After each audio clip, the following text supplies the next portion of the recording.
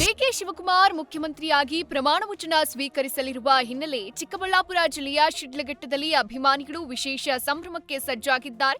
ಶಿಡ್ಲಘಟ್ಟ ತಾಲೂಕಿನ ಸೊಲ್ಲಾಪುರಂ ದೇವಸ್ಥಾನ ಬಳಿ ಸುಮಾರು 15,000 ತಿರುಪತಿ ಶೈಲಿಯ ಲಡ್ಡುಗಳನ್ನು ವಿತರಿಸೋಕೆ ಸಿದ್ಧತೆ ಮಾಡಿಕೊಳ್ಳಲಾಗಿದೆ. ವಿಶೇಷ ಪೂಜೆ ಬಳಿಕ ನಾಳೆ ಮಧ್ಯಾಹ್ನ 12 ಗಂಟೆ ನಂತರ ಲಡ್ಡು ವಿತರಣೆ ಮಾಡಲಾಗುತ್ತೆ.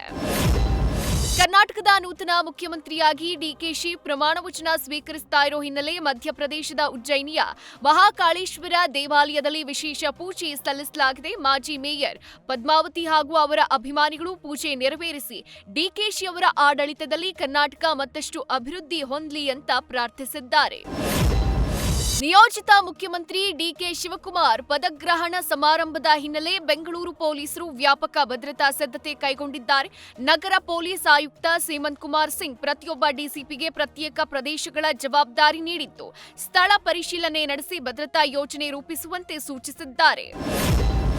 ನಿಯೋಜಿತ ಮುಖ್ಯಮಂತ್ರಿ ಡಿಕೆಶಿ ಪದಗ್ರಹಣ ಸಮಾರಂಭದ ಹಿನ್ನೆಲೆ ಮಧುರೆಗೆ ತೆರಳಿದ್ದ ಆದಿಚುಂಚನಗಿರಿ ಮಠದ ಪೀಠಾಧ್ಯಕ್ಷ ನಿರ್ಮಲಾನಂದನಾಥ ಸ್ವಾಮೀಜಿ ಬೆಂಗಳೂರಿಗೆ ಮರಳಿದ್ದಾರೆ.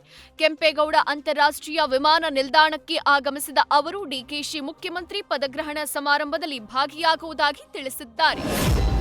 ಶಾಲಾ ಕಾಲೇಜುಗಳಲ್ಲಿ ಹಿಜಾಬ್ ಧರಿಸಲು ಅವಕಾಶ ನೀಡಿರುವ ಸರ್ಕಾರದ ನಿರ್ಧಾರವನ್ನ ವಿರೋಧಿಸಿ ಕಲಬುರಗಿಯಲ್ಲಿ ವಿವಿಧ ಹಿಂದೂಪರ ಸಂಘಟನೆಗಳು ಪ್ರತಿಭಟನೆ ನಡೆಸಿವೆ.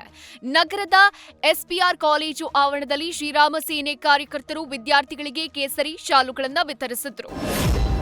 ಮಲೆನಾಡು ಭಾಗದ ಸಾರ್ವಜನಿಕರ ಬಹುಕಾಲದ ಬೇಡಿಕೆಗೆ ಸ್ಪಂದಿಸಿ ಹೊಸದುರ್ಗದ ಬೇಲಗೂರು ಧಾರ್ಮಿಕ ಕ್ಷೇತ್ರದಿಂದ ಶೃಂಗೇರಿವರೆಗೆ ನೂತನ ಕೆಎಸ್ಆರ್ಟಿಸಿ ಬಸ್ ಸಂಚಾರ ಆರಂಭ ಆಗಿದೆ. ಎನ್ಆರ್ಪುರದಲ್ಲಿ ಈ ಸೇವೆಗೆ ಅಧಿಕೃತ ಚಾಲನೆ ನೀಡಲಾಗಿದ್ದು, ಮೊದಲ ಪ್ರಯಾಣದ ನೆನಪಿಗಾಗಿ ಬಸ್ ಚಾಲಕ ಹಾಗೂ ನಿರ್ವಾಹಕರನ್ನ ಸ್ಥಳೀಯರು ಸನ್ಮಾನಿಸಿ ಸಿಹಿ ಹಂಚಿ ಸಂಭ್ರಮಿಸಿದರು. ನಿನ್ನೆ ಭಾರೀ ಮಳೆಯ ಅಬ್ಬರಕ್ಕೆ ಬೆಂಗಳೂರಿನ ಐಟಿ ಹಬ್ ಎಂದೇ ಖ್ಯಾತಿಯಾಗಿರೋ ಮಹದೇವಪುರ ಕ್ಷೇತ್ರದ ಬಸವಣ್ಣನಗರ ರಸ್ತೆ ಜಲಾವೃತ ಆಗಿದೆ. ರಾಜಕಾಲುವೆ ತುಂಬಿ ಹರಿದ ಪರಿಣಾಮ ಮಳೆ ನೀರು ರಸ್ತೆ ಮೇಲೆ ನದಿಯಂತೆ ಹರಿತಾ ಇದ್ದು ವಾಹನ ಸವಾರರು ಸಂಕಷ್ಟ ಎದುರಿಸಿದ್ರು. ಬೆಂಗಳೂರು ಮೆಟ್ರೋದ ಯೆಲ್ಲೋ ಲೇನ್ ಪ್ರಯಾಣಿಕರಿಗೆ ಬಿಎಂಆರ್ಸಿಎಲ್ ಗುಡ್ ನ್ಯೂಸ್ ಕೊಟ್ಟಿದೆ. ಇಂದಿನಿಂದ ಆರ್ವಿ ರಸ್ತೆ ಬೊಮ್ಮಸಂದ್ರ ಮಾರ್ಗದಲ್ಲಿ 2 ಹೆಚ್ಚುವರಿ ರೈಲುಗಳನ್ನು ಸೇವೆಗೆ ಸೇರಿಸಲಾಗ್ತಾ ಇದ್ದು, ಒಟ್ಟು ರೈಲುಗಳ ಸಂಖ್ಯೆ 10ಕ್ಕೆ ಏರಿಕೆಯಾಗಿದೆ. ಇದರಿಂದ ಸೋಮವಾರದಿಂದ ಶುಕ್ರವಾರದವರೆಗೆ ಪೀಕ್ ಅವರ್ನಲ್ಲಿ ರೈಲುಗಳು 9 ನಿಮಿಷಗಳ ಬದಲಿಗೆ 7 ನಿಮಿಷಗಳ ಅಂತರದಲ್ಲಿ ಸಂಚಾರ ಮಾಡಲಿವೆ.